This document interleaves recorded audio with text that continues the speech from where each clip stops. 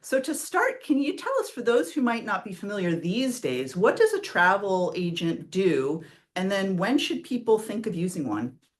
Sure. Well, I'm going to flip this question for a moment, and I want you to think about the travel industry in general. This is a business, and all these hotels, and all these cruise lines, and all these tour operators, they need to make money, and they need sales and marketing.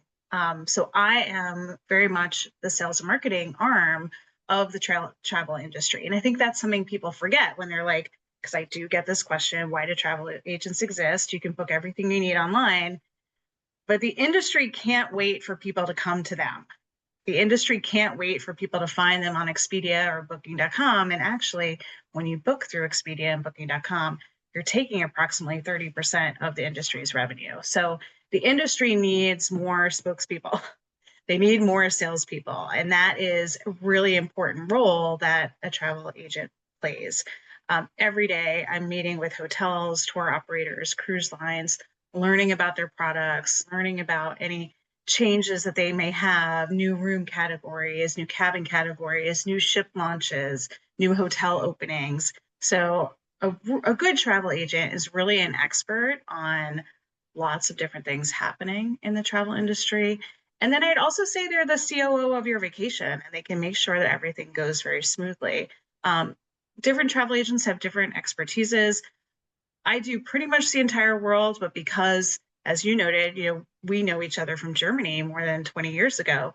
And I lived in London for 11 years, so I'm very much a European travel agent. I do a lot of Europe. It's probably the majority of my business, and I can make it seamless for you. And especially like multi-country itineraries, or if you're traveling with lots of family members, just make it all seamless. You show up, there's someone at the airport waiting for you with your name on a sign, takes you to your first hotel, takes you on a private tour of an amazing museum you've always wanted to visit, gets you into all those sites that you see on Instagram and elsewhere on internet. So I'd say those are two things to think about. We are the sales and marketing arm of the travel industry, helping to fill rooms, helping to fill cabins, helping to fill tours, and then also the COO of your vacation.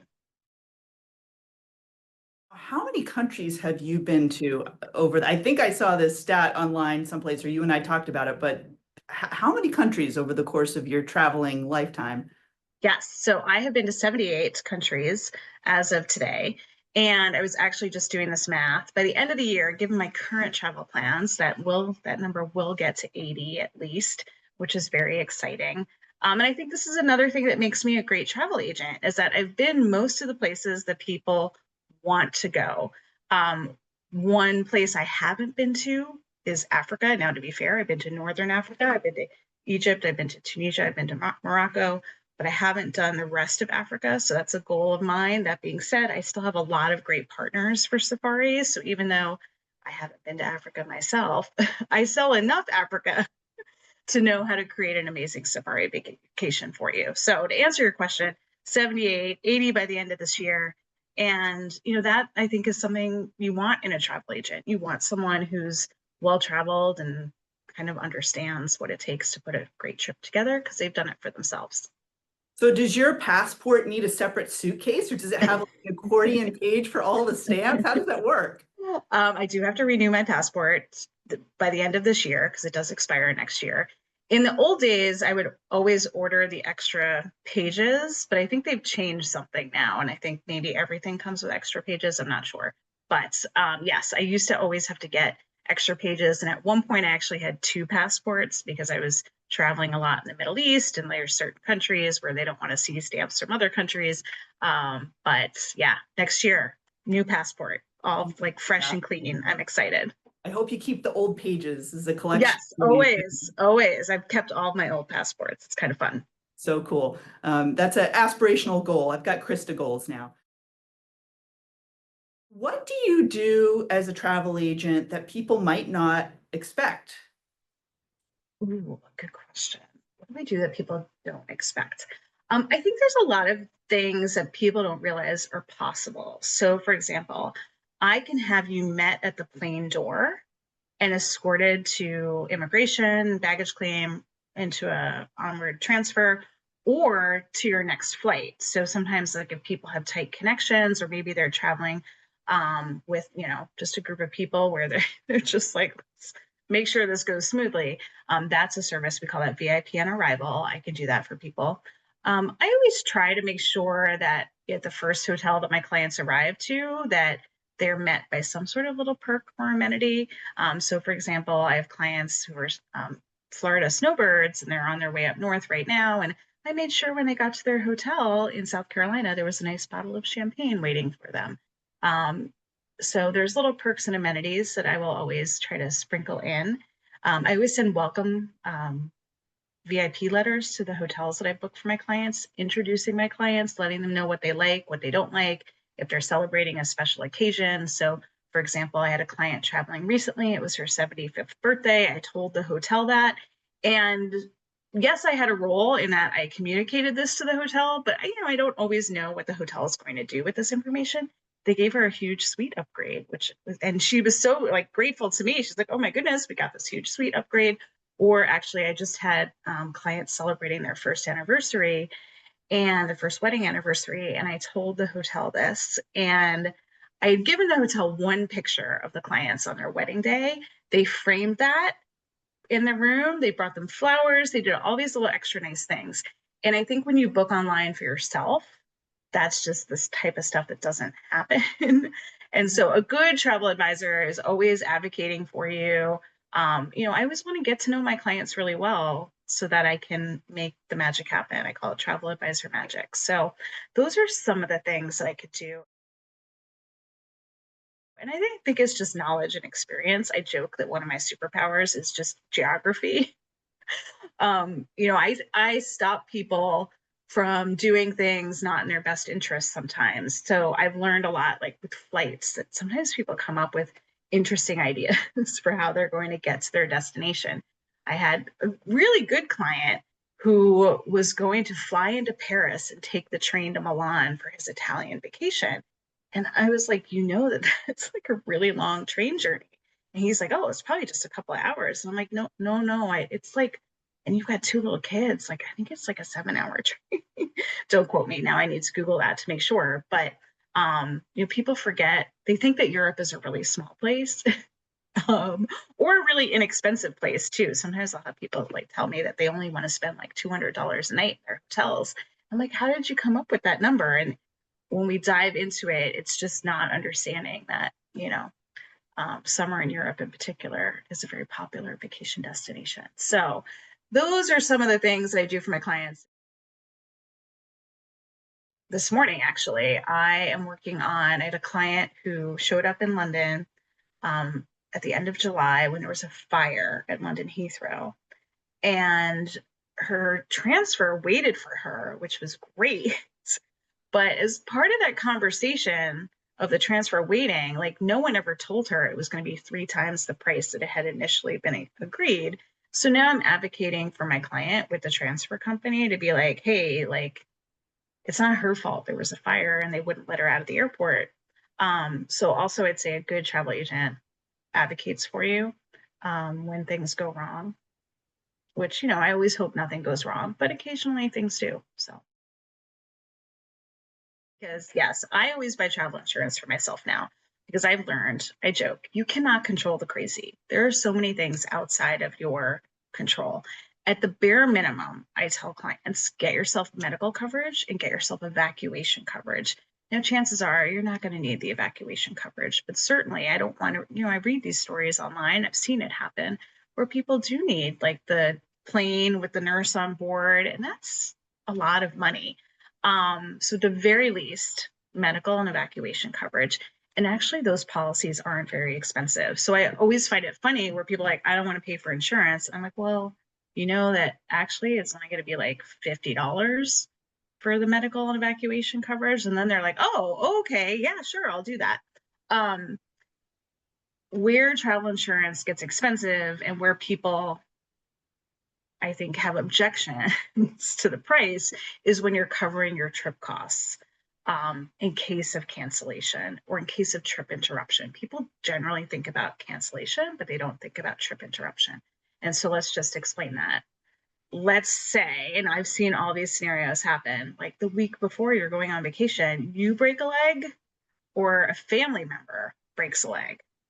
And now you don't want to go to Europe on Not a good crutches, luck thing right? if it's in the theater. Yeah, No, no. and also like you don't want to be flying like so soon after breaking your leg. And that is when if you booked anything that's prepaid non-refundable, those hotels are not going to just give you your money back if those are the rates that you've booked. So you want to think about the financial decisions you made for your trip and make sure that you're covered in the case of cancellation or again interruptions, something that things people don't think about. So let's say you're midway through your trip and God forbid a family member is hospitalized or passes away. You want the flexibility to go home and not have to worry about how much is that rebooked flight going to cost, or you've got some hotels that you prepaid and are non-refundable for the rest of your trip. Like, can you get that money back? So I'm a big fan of insurance. I think people don't understand insurance, and that's a big reason why like some people are just like, no, I don't want insurance. But I think a good travel agent can explain it to you.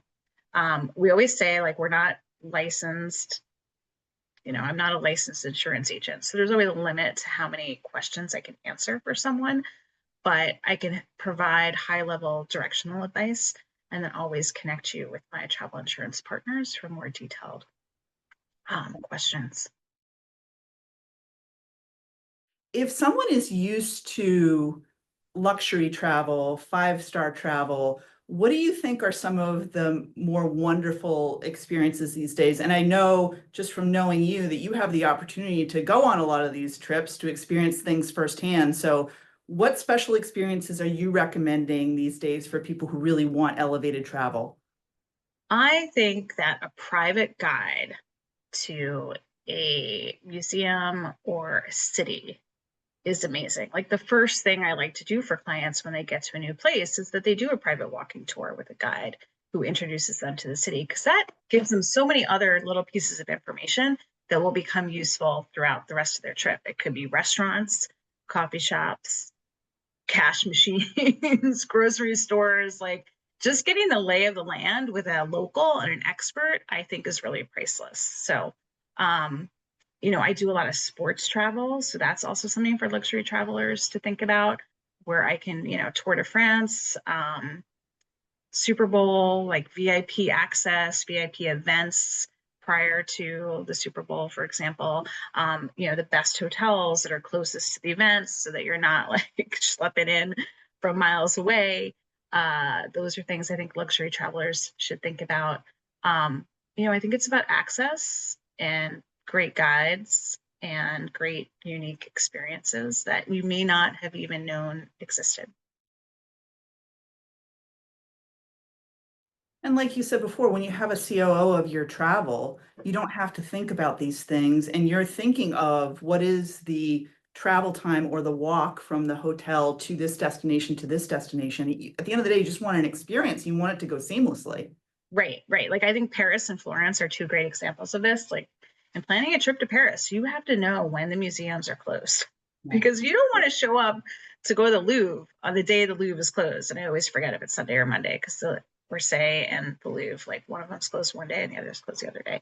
And then in Florence, like all the museums are closed on Monday. So if you're going to be in Florence on a Monday, you need to have a good plan for yourself. And actually, like just a general rule of thumb in Europe, most museums in most countries are closed on Mondays. Something to be aware of. So, not sure where I was going with that answer, but Yeah. those are things that like I know because this is what I do all day, every day. And certainly, this information is available online, but I don't think the average traveler is thinking about these things or, knows what's available. So um, whenever I have an active family, I'm always like, we're going to put you on a bike tour of Versailles. And it's like they didn't even know that existed, which to me as a travel agent, I'm like, of course it exists. Like, why wouldn't you know that that exists? But the average person who may only go to Paris once in their life doesn't realize that if they're a little sporty, that maybe a nice way to see Versailles would be on a bike tour. It's incredible. Wow. Yeah, now I want to go. That's putting Yeah. that on the bucket list for us. Shoot. And then if someone is looking to know what they should conceptualized for a budget for working for a travel agent with a travel agent, not just what they'd spend on the trip, but what they might spend working with you. How does that work? Yeah, that's a harder thing because it really depends on the destination. So, but let me focus on like London, Paris, Rome types of trips because I do a lot of those three cities. For five-star hotels, private touring, I typically say like $2,000 per day. And you also have to remember that the dollar is not doing too great right now. So, in euros or pounds, it may not actually sound too bad, but when you convert it to dollars, it's something you should think about. Five-star hotels can be $1,500 a night. A private tour can be anywhere from $500 to $2,500 a day. So I try to come back to your question earlier about how I work with people. What are they looking for? What do they want? A lot of people will say to me, I just want to walk around. And I can help you do that. I mean, it's not, I think there's a lot more in a city than just like walking around. And I hope that I can convince someone to partake in some amazing experiences, a cooking class or, food tour, street art tour, or a boat ride or something. I just I always do a 30-minute Zoom consultation with people before taking them on, making sure that we're a good fit, making sure I understand their needs, and I can put together a trip that works for them. Where I struggle sometimes is people will say, like, I only want to spend $200 a night in London.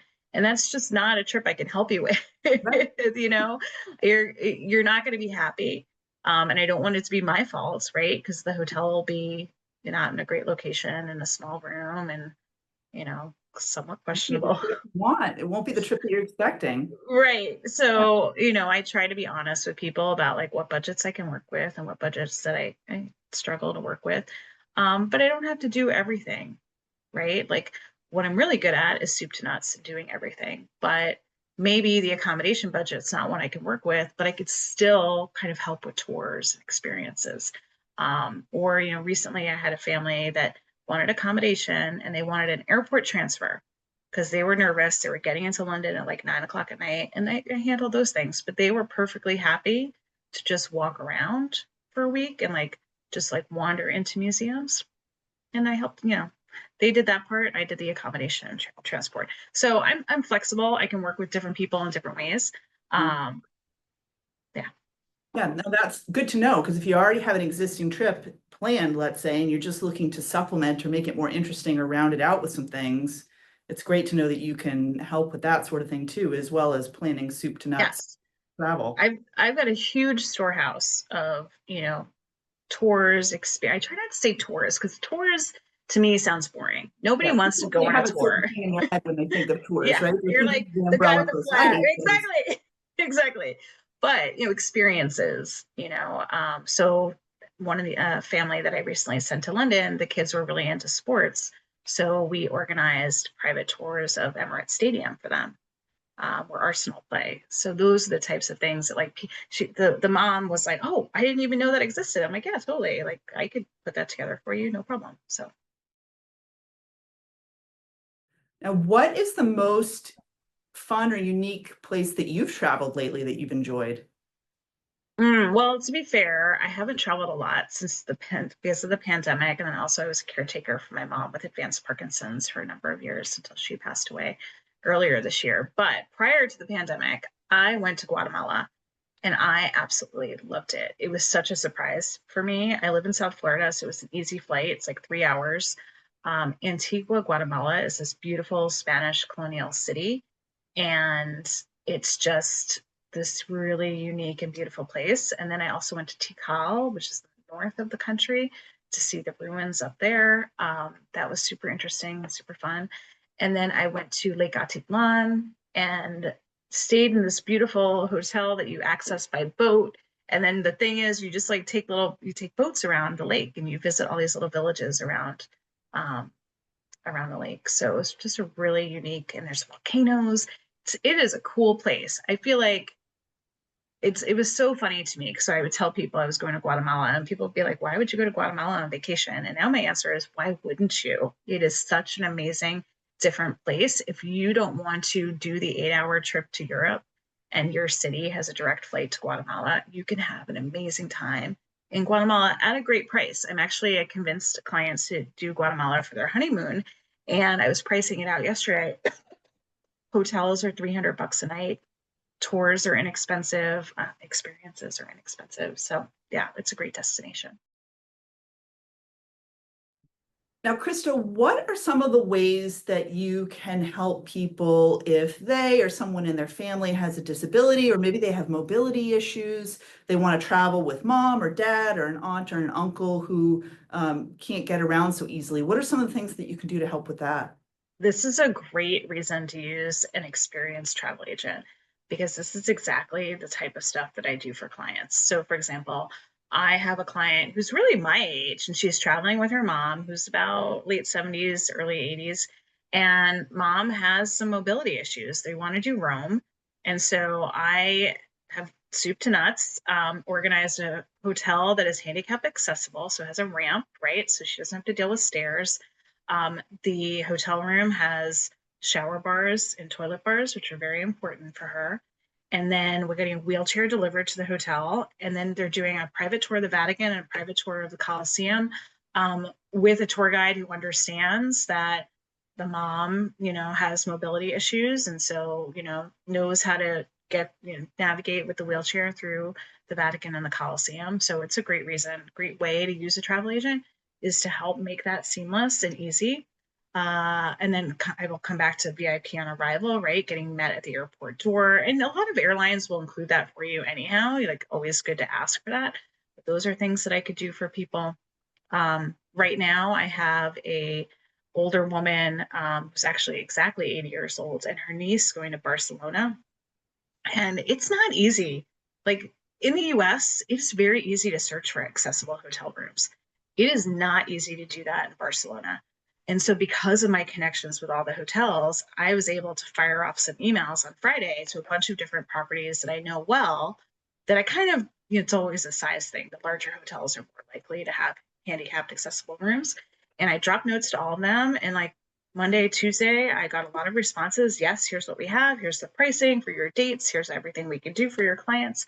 And that's another thing that a good travel agent can do for you is find the right properties for you. So great way to use a travel advisor. And I think we've had it happen in our family. We've had older family members where we get the sense that they're declining. We've said, where do you want to travel? Where do you want to go? We'll take you anywhere. And I think there's probably some hesitation and some nervousness around it's overwhelming to think about all the things. And then if they have mobility issues, but you working with people to make it so seamless, they can still Yes, experience these wonderful places. And if everything's lined up, then I would think that would give people perhaps more of a sense of security and help them in exactly. time anticipate it with joy.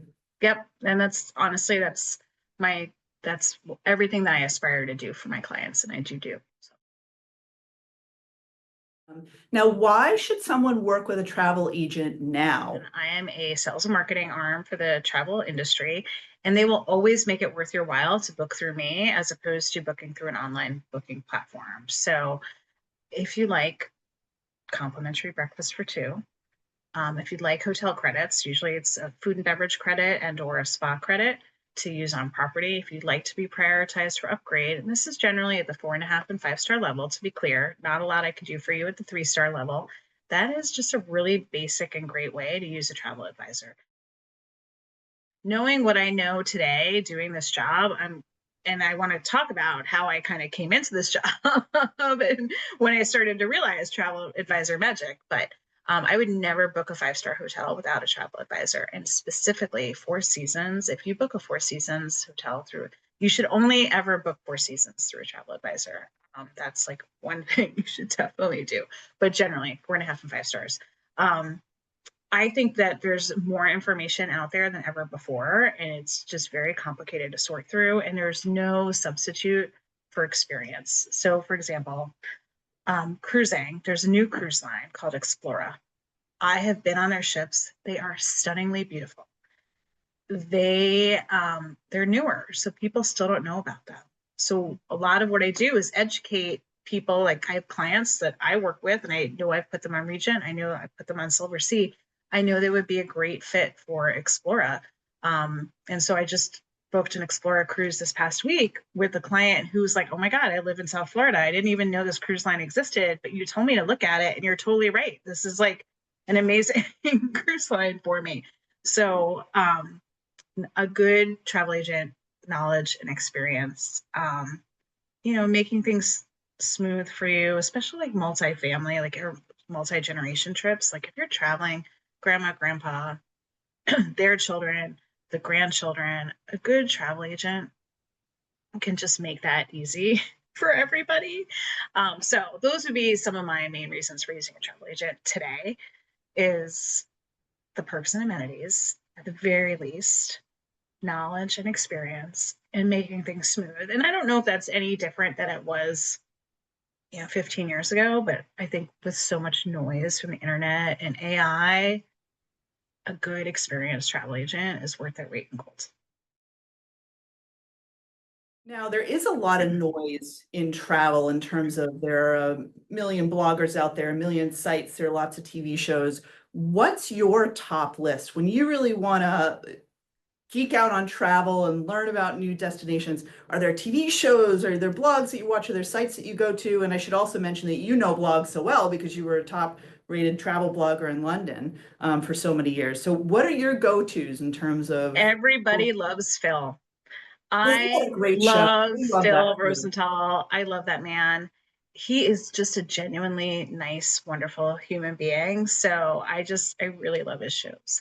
Um, Other than that, I New York Times travel, I keep an eye on. I Instagram is a big source of product information for me. So I follow all the major cruise lines, all the major hotel brands.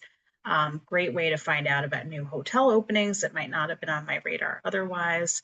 So, like, I had a client interested in Doha recently, and I knew from following the Rosewood that the Rosewood Doha had just opened. And what a great, like, I think it's so cool to get into like a new hotel. Like, I don't mind the teething pains, but I want to be like one of the first people to sleep in a bed in a hotel. So that's really, I think, where I get a lot of my information. If people are single and they want to travel, they're alone, and maybe they're a single and they want to be with a group of people on a tour group, or they really just want a single trip. What are some of the ways that you help people who want that kind of travel experience? And then what are some of the things that they should be aware of too if they're traveling as a single person for the first time? Yes, this is another great reason to use a travel agent. An experienced, knowledgeable travel agent can match you as a solo traveler with the right trip. Cruises, sometimes they charge solo supplements, and sometimes these solo supplements are like only 25% more than what you would pay if you were a double in a room. But sometimes they're a lot more. So, but sometimes there's no single supplement. And a good travel agent would do that work for you to be like, okay, so you want to travel in May of next year, you want to do a cruise, you kind of want to keep costs to like, a reasonable amount. You're looking for cruise ships without solo supplements. Like, here's what I would suggest. Like, that is a great, perfect way to use a travel agent. And same thing with tour providers. And when I say tour providers, I mean, you want to go with 24 strangers to Italy for a week. There are tour providers that organize everything for you and meet up with all these strangers and you have an amazing time together. So um, it always depends. It's always changing. A lot of if you can be flexible, a lot of solo supplements get let's not say dropped, but the closer we are to the dates of travel, if the cruise ship isn't full, that's when they start saying, hey, special promotions, single supplement is only X% now instead of what it was before. So flexibility can help too if you're a solo traveler. Those would be some of my tips. Now, what does a travel agent who's been to over 70 countries, so a real true seasoned world traveler, what do you absolutely have to pack in your suitcase when you take a trip? I like to have music with me all the time. So I have a Bluetooth speaker, an Anker speaker that I bring with me. Just the sound out of my iPhone is too tinny for me. And you can't always guarantee, usually at the 5-star hotel level, like they're starting to put more Bluetooth speakers in rooms, but there's no guarantee. So definitely a speaker. And then, I do a lot of long international flights, and I joke that although I look like I'm 12, I'm actually 51. And so I wear compression socks. I think compression socks are amazing. And it like cracks me up now. I get off the plane, I take off the socks, and I feel like a new human being. It's really amazing. Um, so those are two things I definitely bring with me. And I'm trying to think if there's anything. Oh, packing cubes. I'm a big fan of packing cubes. You know, if I'm just carrying on, I don't feel like I need packing cubes, but I'm leaving for Greece on Saturday. And so I'm bringing a big checked suitcase because it's like a 2 week trip. And packing cubes, like all of your socks, all your underwear, you know, like bathing suit and like different cubes for everything. And that's kind of a game changer for my suitcase. Charging blocks, right? You know, especially if you're in an airport for a long time before a flight, and then you're like, you have a layover somewhere. By the time you get to your destination, to me, it's stressful when my phone drops below like 40%. So a charging block is always good, but never put it in your checked bag. Always have the charging block on your person. And then a Kindle. I do all my best reading on planes. That's where I read. I just, you know, when I'm home, I don't make time for reading. So I've already downloaded a bunch of books for my trip, and I'm excited to like get reading. So those are some of the must-haves. And with the Kindle, you don't have to carry around the weight of the books. Exactly. Yes, game changer. And actually, this is another thing to always have in your bag is I put air tags in all my bags. And for all of my clients, I actually pay for a luggage tracking service so that if you arrive in destination and your suitcase is not there, you go file the claim with the airline, you get that claim number, you give it to my guys, and they find the bag. And so you can go enjoy your vacation. If they don't find the bag, you get $1,000. So you know, I get come back to like mistakes people make because they're like, oh, I don't want a connecting flight. Protect yourself if you're going to do that. And I think you open up an entire world of travel if you're open to connecting flights. I pack all of my bags to prepare for the prospect of my bag being lost. So going to Greece this week, I'm going to have my checked bag, but I have a carry-on bag and a backpack. And I will have like 3 outfits in those bags just in case. Now, knock on wood, I've only had my bags lost this trip to Amsterdam. And then the other time was like 10 years prior to that. So, and I would say I'm a pretty frequent traveler. So I've been very lucky. It's not something that always happens, but you want to prepare for that. If your luggage does get lost, Yeah. like the airline will pay you so much money for new clothing. And people do not realize this. And it was very funny when I was in Amsterdam, I was sitting next to my rep from Silver Sea Cruises and, you know, telling the story and showing them like, here's because it was the first night. So I didn't have my bag, but I brought my cocktail dress for this party I had to go to. And I had that. And we're watching, you know, on my phone, my bag. And Hunter explained to me, he's like, oh yeah, like the airlines, because he travels, like he's a road warrior, the airlines have lost his bag so many times. He's like, I've got like 5 or 6 new suits that I've bought because the airlines lost my bag and I need a suit to wear to my meeting. So he views every time his bag gets lost as a shopping opportunity. So keep that in the back of your mind. Important to Oh my know. gosh, how fun to go on a shopping trip and the people you'll meet and the places you'll get to explore just by doing that. Right, right. Here's the suit I bought for myself in Paris, right? Why not? Oh, that's a good tip for everybody. Awesome. Well, thank you so much for taking the time today to share all your tips. I think what you do is so incredible and incredibly valuable, and you have the lifetime of travel experience behind you to really give people special experiences, once in a lifetime trips, and really make their travel easy and fun for them. So thank you for everything that you do and for sharing it with us. My absolute pleasure. Always fun to talk travel. It's my favorite thing. Thanks, Heidi. Thank you, Krista.